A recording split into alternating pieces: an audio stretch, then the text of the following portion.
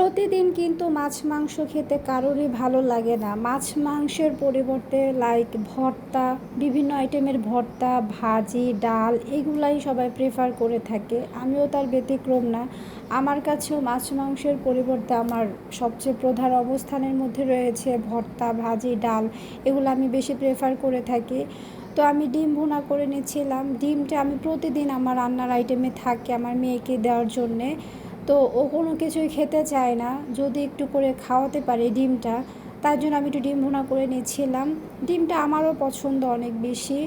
তো প্রতিদিন মাছ মাংস রান্না করতে গেলেও একটা বোরিং লাগে, খেতেও যেমনটা বোরিং ফিল করি। তো ভর্তা যেহেতু করবো তাই জন্য হচ্ছে শুকনো মরিচটা ভালো করে ভেজে নিচ্ছিলাম। আমার কিন্তু অনেক সময় দেখা গেছে যে রান্না করতে মন চাইতেছে না, আলসেমি লাগতেছে, তখন একটু ডিমের ভর্তা বা ডিম ভাজি করে একটু ডাল করে চালিয়ে দিয়ে দেই।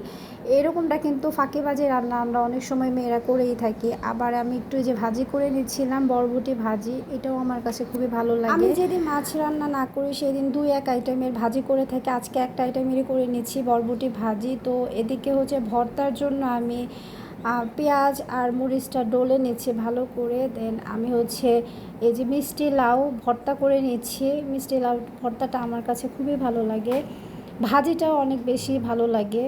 তো আর দেখো এই যে আলু ভর্তা করে নিচ্ছি, এটা হচ্ছে দেশি আলু, ছোট দেশি যে আলুটা ওটা সিদ্ধ করে নিয়েছিলাম। দেন আমি মিষ্টি লাউ ভর্তা করে নিয়েছি।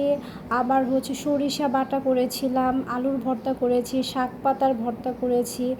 তো এটা হচ্ছে আজকে আবার দুপুরের মেনু, এগুলো দিয়ে আমরা হচ্ছে দুপুরে আজকে লাঞ্চ করব। এই জাতীয় ভর্তা ভাত খেতে আমার খুবই ভালো লাগে। আমার মতো হয়তো তোমাদেরও ভালো লাগে।